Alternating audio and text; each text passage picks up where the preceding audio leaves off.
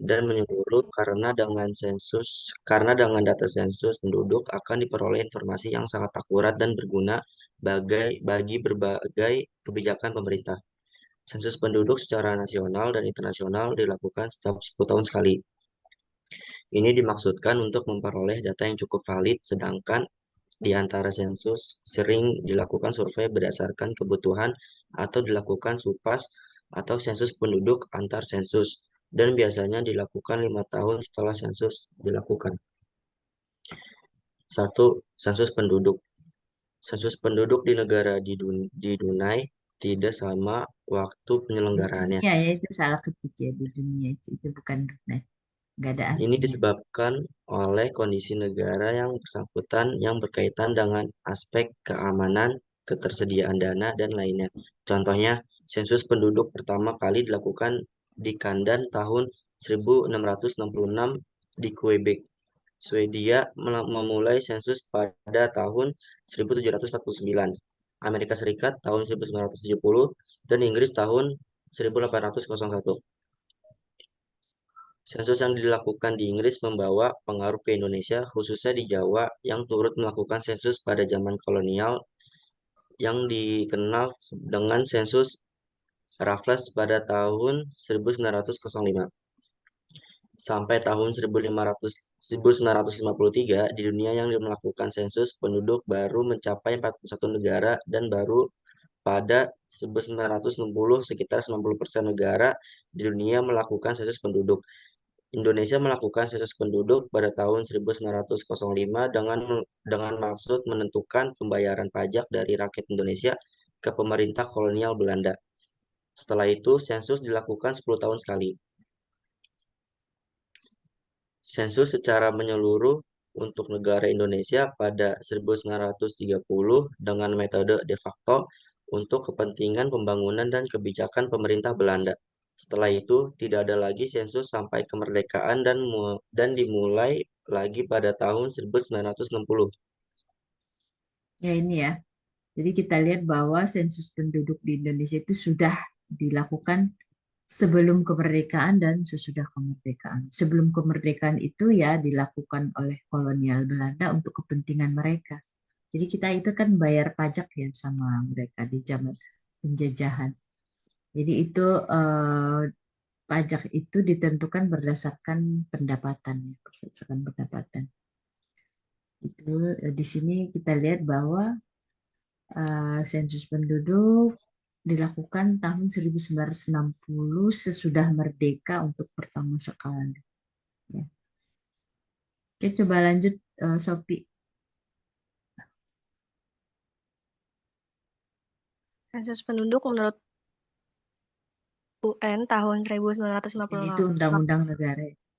Undang-undang nasional. 1958 didefinisikan sebagai keseluruhan proses pencacahan collecting, pengumpulan compiling, penyusunan tabulation, dan penerbitan publishing.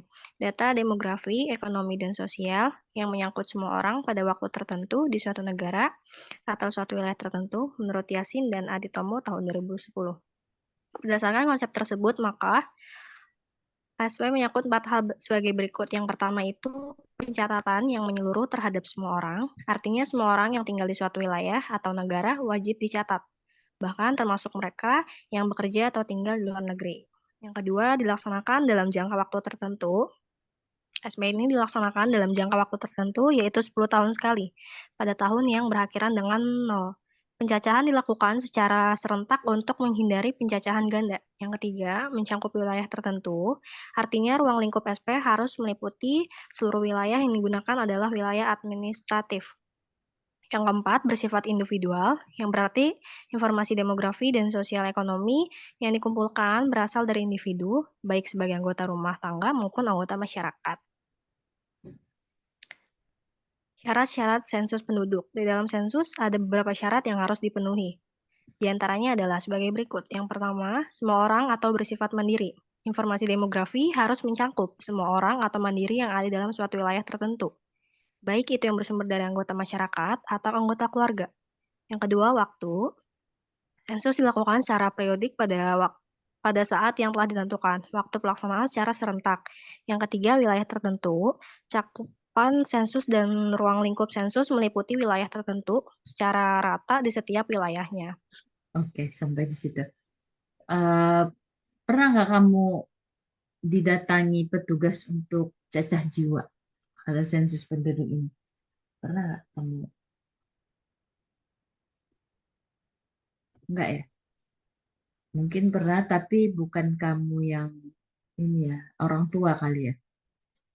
Harusnya tahun 2020 kan kamu sudah lahir ya, 2020. Udah lahir belum? Bu, Udah, Bu. Udah ya. Ini rata-rata kelahiran berapa? 2000 ya 2004 ya. 2004 2005. 2004, Bu. Ya 2004. Iya. Harusnya kan kamu udah ikut ya cacah jiwa itu 2020. Tapi biasanya, nah itu dia kadang-kadang petugasnya itu yang tadi dijelaskan tidak ada kerjasama antara petugas dengan masyarakat. Jadi harusnya kan dia datang ke rumah penduduk ya. Cuman kan kadang-kadang apalagi kalau di Jakarta itu kan banyak yang sibuk. Jadi kadang-kadang nggak ada orang, jadi datanya diisi sendiri sama petugasnya. Jadi maka terjadi data-data yang kurang valid ya, validitasnya kurang sehingga akurasinya juga kurang dan akhirnya pengambilan kebijakan juga kurang tepat ya. Ya, jadi itu sebenarnya perlu dilakukan kerjasama. Cuman nanti mungkin untuk meningkatkan validitas dan akurasi itu mungkin bisa dibuat berbasis e-formulir ya, berbasis elektronik. Ya, jadi namanya e-formulir. Coba lanjutkan Januar Irzan. Ada orangnya nggak? Januar. Iya, Bu. Coba. B. Macam-macam sensus penduduk. Sensus penduduk menurut pelaksanaan ada dua macam, yaitu sebagai berikut. Satu, sensus de jure. Sensus de jure adalah pendataan penduduk yang hanya ditunjukkan kepada setiap orang yang resmi berdomisili di suatu daerah. Dua, sensus de facto. Sensus de facto adalah pendatang penduduk yang ditunjukkan kepada setiap orang yang bertempat tinggal di suatu daerah tertentu tetapi tidak termasuk dalam penduduk resmi di daerah bersangkutan. C. Kelebihan dan kekurangan sensus penduduk. Kualitas data dari hasil sensus penduduk sangat ditentukan oleh beberapa hal berikut. Satu, kerjasama atau partisipasi dari masyarakat. Masyarakat perlu diyakinkan agar mereka berpartisipasi dalam SP sehingga hasilnya berguna dalam perencanaan pembangunan. Dua, kondisi geografis dan topografis. Hal ini mempengaruhi kualitas data terutama cakupan seperti pada daerah yang teritorial.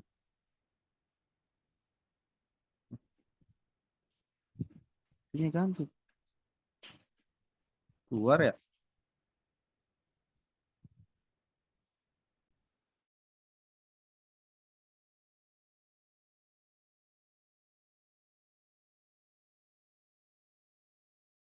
Nah, itunya keluar Bu misinya. Nambah kamar lu kayaknya weh. Ngambek weh.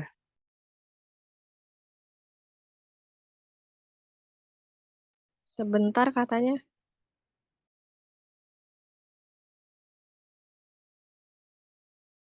Gung, oke lah.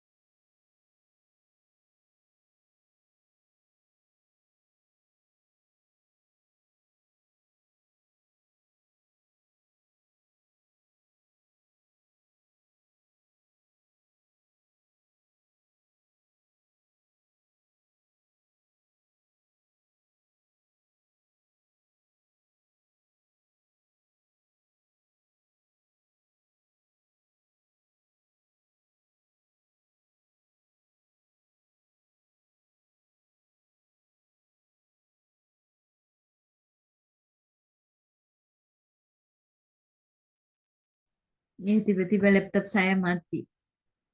Itu apa dayanya habis saya nggak lihat. Oke, lanjut tadi ya. Bentar. Sampai mana tadi? Hmm.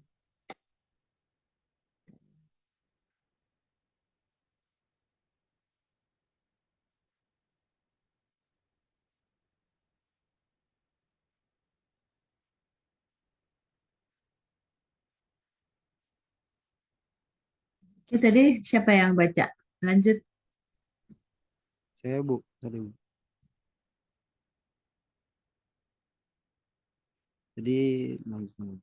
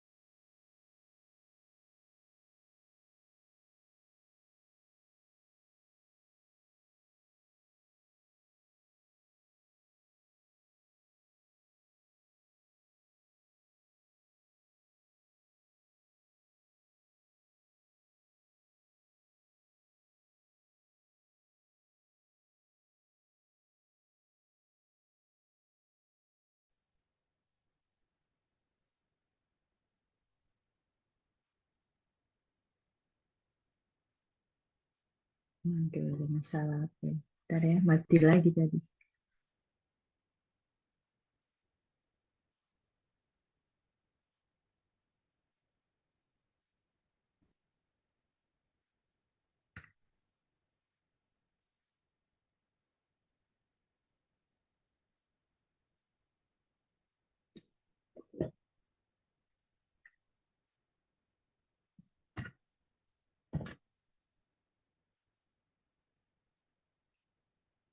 Oke, lanjut.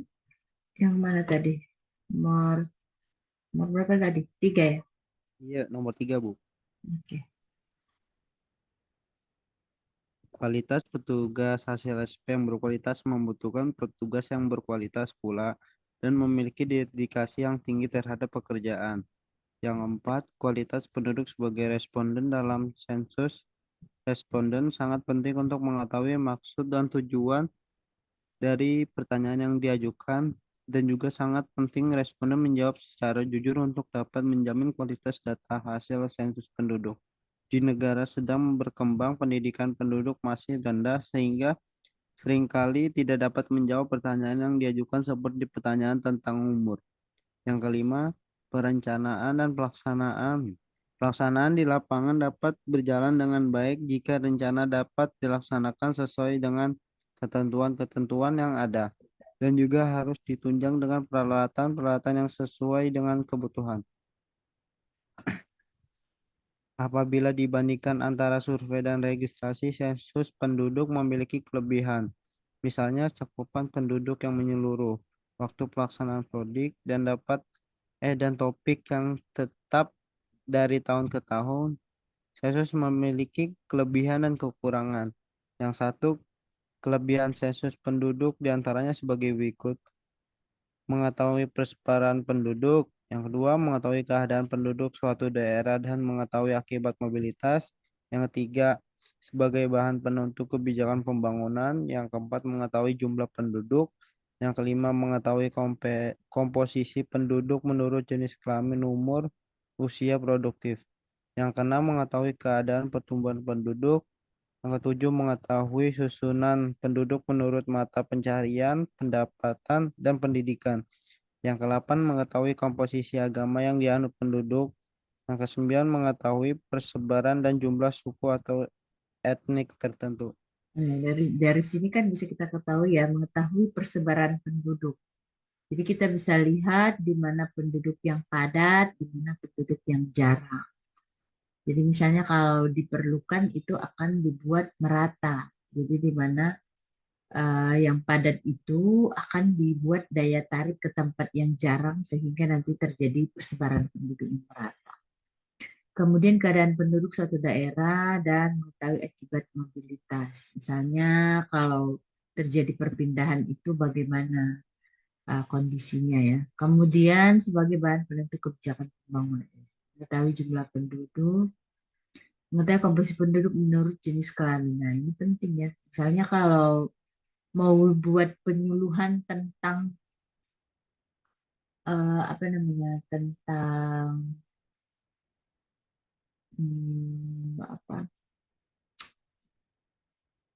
Tentang masalah kanker payudara ya. Kalau di daerah tersebut hanya sedikit perempuan ya itu kurang cocok ya dibuat di situ. Jadi itu perlu mengetahui komposisi penduduk menurut jenis kelamin, umur, usia produktif. Misalnya umur di dalam suatu daerah itu eh, tingkat lansianya tinggi dibanding dengan anak-anak balitanya. Jadi mungkin dalam membangun tempat bermain itu kurang tepat. Jadi kira-kira seperti itu. Kemudian mengetahui komposisi agama yang dianut. Nah, misalnya kalau lebih banyak Kristen di dalam suatu daerah itu jangan kamu bangun masjid, ya, gitu ya. Jadi itu bisa dilihat keperluan untuk pembangunannya. Kemudian mengetahui persebaran dan jumlah suku atau etnik tertentu. Oke, kelemahannya coba baca Putri.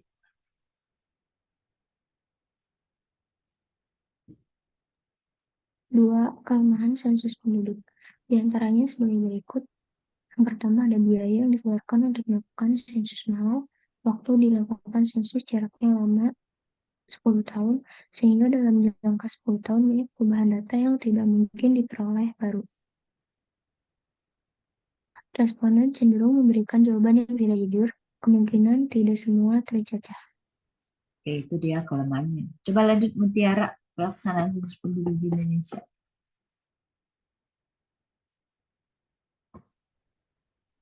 Pelaksanaan sensus penduduk di Indonesia.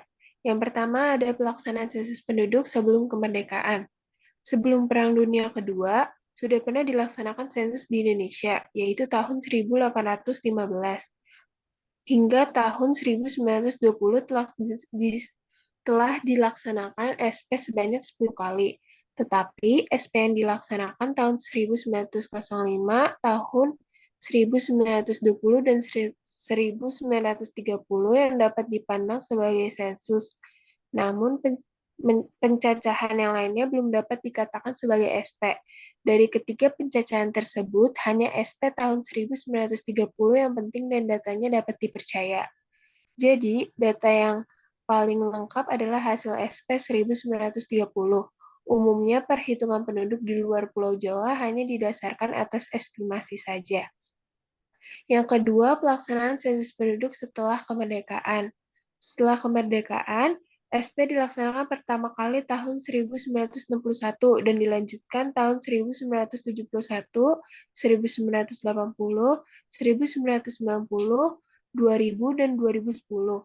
SP tahun 1961 merupakan sensus pertama setelah kemerdekaan bangsa Indonesia dan dasar hukum dari pelaksanaan sensus tersebut adalah Undang-Undang Nomor 6 Tahun 1960 tentang sensus.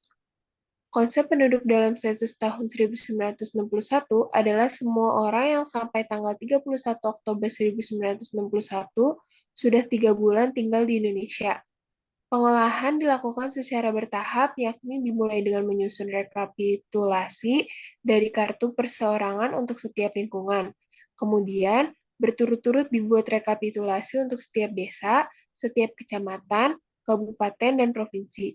Sensus penduduk 1971 diselenggarakan oleh Biro Pusat Statistik atau BPS yang merupakan salah satu proyek pembangunan statistik 5 tahun yang pertama, dari tahun 1969 sampai 1973.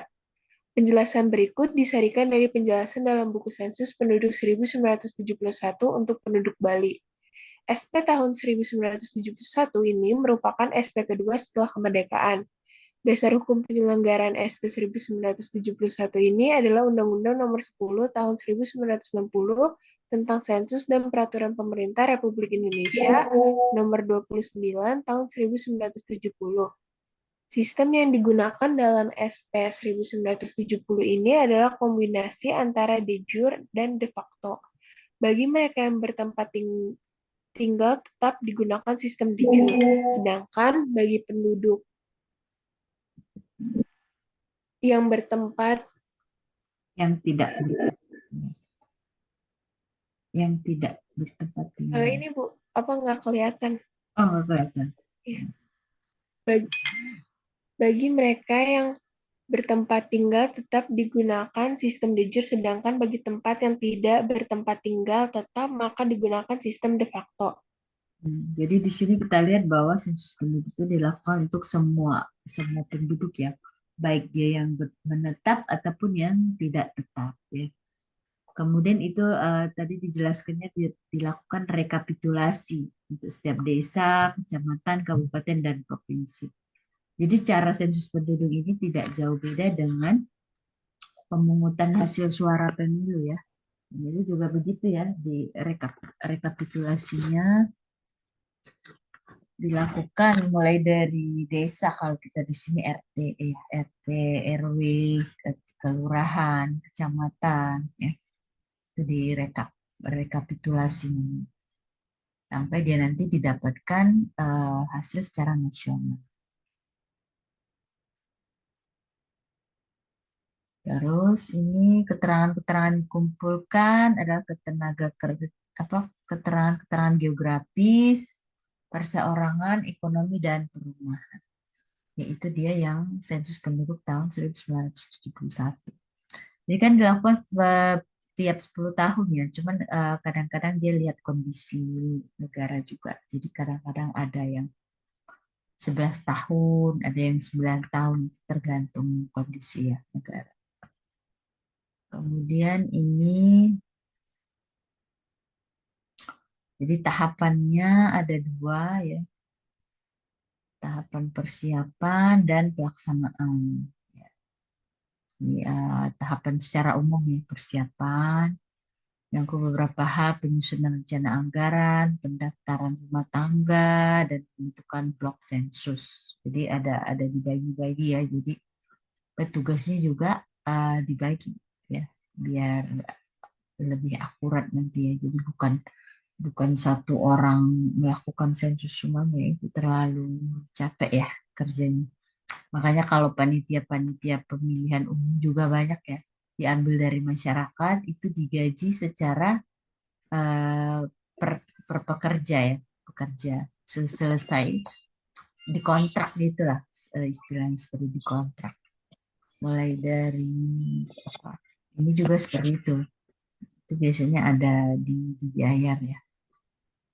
Kemudian tahapan persiapan, melatih petugas, membagi wilayah, kemudian wilayah pencacahan dibagi dalam wilayah perkotaan dan pedesaan. Ini dia perencanaan. Kemudian metode sensus penduduk. Coba baca dulu Siti Nur Hasanah.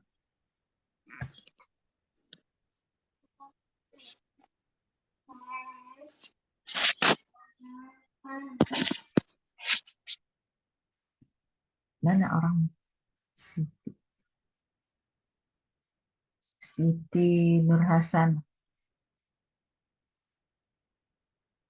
Oh, iya Ibu, maaf ya Ibu. Oh ya, coba lanjut baca dulu. Jadi masih tahap-tahap pelaksanaan SP di Indonesia secara rinci. Bukan metode sensus penduduk. Oh, bentar Ibu. Oh iya, ini baru bergerak, maaf ya Ibu di Loading ya.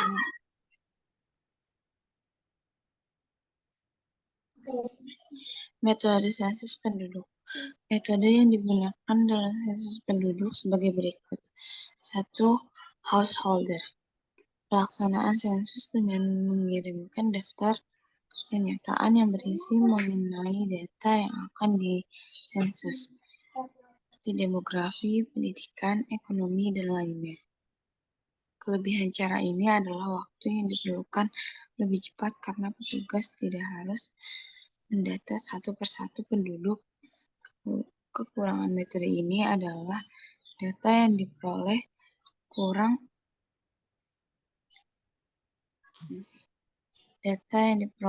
terjamin kebenarannya karena ada kemungkinan penduduk tidak mengisi data sesuai dengan kondisi sebenarnya. Kedua, canvasser. Sensus ini dengan mendatangi penduduk untuk diwawancarai berkaitan dengan demografi, pendidikan, ekonomi, dan lainnya. Keuntungan metode ini dengan data yang diperoleh lebih terjamin kebenarannya. Kekurangan metode ini adalah waktu yang diperlukan lebih lama karena jumlah petugas yang terbatas, penduduk yang disensus banyak, dan wilayah yang luas. 2. Survei penduduk. Coba lanjut Gandes aja, Gandes. Baik, Bu. Survei penduduk. 2. Survei penduduk. Hasil sensus penduduk dan registrasi penduduk mempunyai keterbatasan. Data itu hanya menyediakan data kependudukan dan kurang memberikan informasi tentang sifat dan perilaku penduduk setempat. Selain itu, data yang tersedia pada hasil SP jangka waktunya sangat panjang, umumnya 10 tahun sekali. Untuk mengatasi hal tersebut, dilaksanakanlah survei penduduk yang sifatnya lebih terbatas dan informasi yang dikumpulkan lebih luas dan mendalam. Survei ini dilaksanakan dengan mengambil sampel dengan menekankan atau topik yang berbeda-beda sesuai dengan keperluannya. Hal inilah yang membedakan sensus dengan survei. Sesungguhnya, jika dipahami dengan lebih mendalam, sensus dan survei merupakan dua kegiatan yang saling melengkapi satu dengan yang lainnya, atau dapat dikatakan survei dapat berfungsi untuk melengkapi sensus. Misalnya, sesudah SP dapat dilaksanakan survei untuk memeriksa atau mengecek hasil sensus tersebut. Selain itu, survei dapat dilakukan sebelum sensus atau SP sehingga hasil survei itu dapat digunakan sebagai bahan pertimbangan atau input bagi sensus yang lain yang akan dilaksanakan berikutnya. Memerhatikan hal-hal tersebut memang agaknya lebih menguntungkan mengadakan survei antar dua sensus yang dilaksanakan 10 tahun sekali daripada mengadakan sensus 5 tahun sekali. Mengingat biaya sensus yang jauh lebih banyak dibandingkan dengan biaya untuk melaksanakan survei. Nah, jadi sampai situ ya. Jadi kalau survei itu sekarang sudah apa ya? Sudah berkembang, kemudian karena mereka sudah bisa membuat membuat kesimpulan dari pertanyaan-pertanyaan itu lebih akurat ya hasilnya. Jadi biasanya tidak jauh dari hasil langsung. Ini bisa kita lihat dari quick count. Quick count pemilu itu sama seperti ini, survei. Jadi itu bentuk-bentuk survei. Jadi di sini bisa kamu lihat ya bagaimana perbandingan antara survei dengan sensus. Kalau survei itu diambil hanya beberapa sampel. Jadi tidak semua. Kalau dia tadi sensus, Itu langsung ya, langsung jumpa dengan individunya, kemudian dihitung. Jadi intinya itu seperti manual. Jadi sama kayak pemilu kita ya. Pemilu kita itu kan ada yang perhitungan manual, ada yang perhitungan quick count. Jadi quick count ini dia seperti apa namanya? Quick count-nya itu dia analisa cepat pakai alat. Jadi metodenya tidak langsung. Kalau yang perhitungan apa namanya? Perhitungan real count-nya itu eh, dia langsung ya, langsung. Bisa nggak kamu lihat hasil pemilu yang sekarang? Kan itu sebelum pemilu ya, sebelum pemilu beberapa apa namanya? Beberapa survei swasta itu melakukan survei dan mereka memberikan hasil ya. Jadi memberikan hasil, kemudian sesudah pemilu dilakukan ada yang membuat quick count, kemudian ada yang real count. Jadi kalau real count-nya itu sekarang udah berapa persen masuk suaranya? Udah semua belum? Itu bisa dicek di KPU ya. Jadi kalau sudah masuk 100%, itulah perhitungan manualnya. Jadi perhitungan manual itulah yang kita pakai sebagai dasar hasil pemilu. Jadi sama kayak ini, cacah jiwa ini sensus. Sensus itu adalah realnya. Sedangkan survei itu dia tidak langsung, karena survei itu hanya beberapa yang mewakili. Ya, itu bedanya ya survei.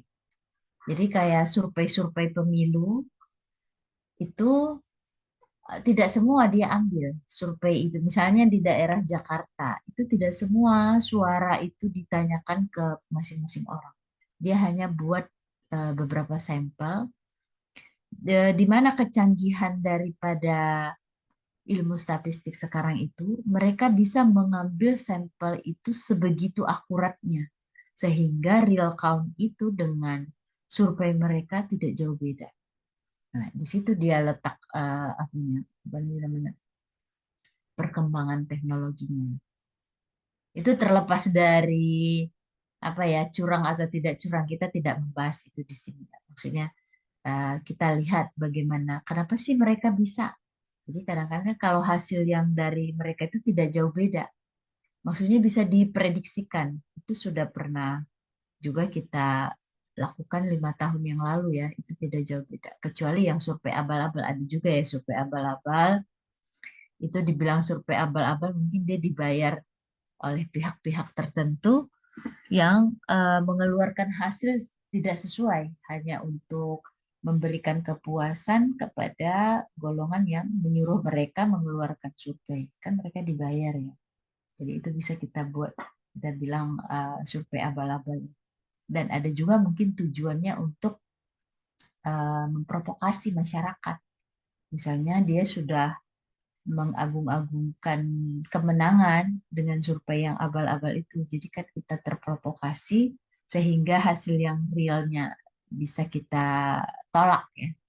Sehingga terjadi gesekan di antara masyarakat. Tapi kan memang setiap pemilu itu pasti ada yang tidak puas ya. Nanti maju ke MK, dari situ dibuat hasil keputusannya. Dan keputusannya itu harus kita terima bersama ya. Kira-kira seperti itu. Tapi harusnya sih sama kayak sensus dengan survei ini. Jadi itu harus apa namanya, harus seiring ya, tidak boleh terlalu jauh presentasinya. Jadi kalau terjadi presentasi yang terlalu jauh, berarti surveinya itu tidak akurat, dan tidak valid ya. Jadi sama, misalnya kalau survei yang sebelum pemilu itu dia tidak akurat dengan real count, jauh berbeda, berarti survei yang dia lakukan itu survei abal-abal. Itu ada faktor-faktor yang bisa membuat seperti itu ya. Nah, itu dia kira-kira gambaran tentang survei dan sensus ini. Ini tadi keterbatasan dana, itu beberapa kelebihan dan kekurangannya. Coba baca Gali tipe-tipe survei. Ya, Bu. Tipe-tipe survei. Berdasarkan tipenya, survei demografi dapat dikelompokkan ke dalam beberapa kelompok sebagai berikut. 1. Survei bertahap tunggal. Survei ini adalah survei yang bertujuan untuk menjaring data berbagai peristiwa demografis, seperti mortalitas, fertilitas, dan migrasi secara cara mengajukan pertanyaan kepada penduduk yang bersangkutan. 2. Survei tahap ganda. Survei ini dilakukan oleh petugas pencah jiwa di lapangan dengan melakukan pendataan kepada responden tertentu berulang-ulang untuk mencatat berbagai peristiwa demografi yang terjadi, seperti moralitas, fertilitas, dan migrasi. Pendataan tersebut dilaksanakan dalam kurun waktu tertentu. 3. Survei bertipe kombinasi. Survei ini mengkombinasikan kedua metode survei yang bertahap tunggal dan survei terhadap ganda. Oke, jadi baru di sini ada kelebihan dan kekurangan survei ya. Jadi tadi di atas sudah dijelaskan kelebihan dan kekurangan sensus. Ini saya percepat ya, karena waktunya saya lihat udah jam 9.15 ya. Kamu ada kuliah lagi ya. Ini beberapa kebaikan atau keuntungan dari survei, kemudian ada juga kelemahannya. Kemudian registrasi. Oke. Jadi ada registrasi. Jadi ada berapa tadi sumber data? Metode pengumpulan sumber data itu ada berapa? Ada berapa di sini tadi yang sudah kita baca? Nah, kan udah dibaca tadi ya. Jadi ada 3 ya, ada sensus, survei, dan registrasi. Jadi di sini saya harapkan kamu bisa membedakan antara sensus, survei, dan registrasi. Skop yang paling besar itu adalah sensus, sensus seluruh ya, seluruh penduduk. Kemudian yang lebih kecil survei. Survei itu mengambil sampel dari beberapa responden di dalam suatu daerah. Kemudian registrasi. Kalau registrasi itu skopnya lebih kecil lagi. Misalnya kalau kamu ke rumah sakit ada registrasi ya. Kemudian ada acara apa itu registrasi. Skopnya lebih kecil lagi. Ya. Jadi itu ada 3 ya yang harus kamu pahami ya. Oke. Ada survei, ada sensus, dan ada registrasi. Oke, ada yang mau ditanyakan sampai di sini? Jadi kita perkuliahan sudah selesai ya sampai UTS. Nanti kita berjumpa lagi di Mei kalau nggak salah. Bulan Mei. Oke, ada yang mau ditanyakan? Jadi itu tadi nanti saya upload ya ke e-learning tentang sumber data kependudukan. Di sumber data kependudukan itu harus kamu pahami pengertiannya apa, terus tujuannya apa, kemudian sensus, survei, dan registrasi. Masing-masing kelebihan dan kekurangannya, kemudian perbandingan antara ketiganya. Oke, ada yang mau ditanyakan? Oke, kalau tidak ada, kuliah hari ini selesai ya. Sampai jumpa di bulan Mei. Selamat menjalankan ibadah puasa dan juga selamat berlibur. Selamat menunggu Lebaran. Mohon maaf dan lahir dan batin ya bagi yang merayakannya dan bagi yang menjalankan puasa. Oke, kalau yang tidak, selamat berlibur. Oke, Assalamualaikum warahmatullahi wabarakatuh. Waalaikumsalam warahmatullahi wabarakatuh. Terima kasih, Bu. Terima kasih, Bu.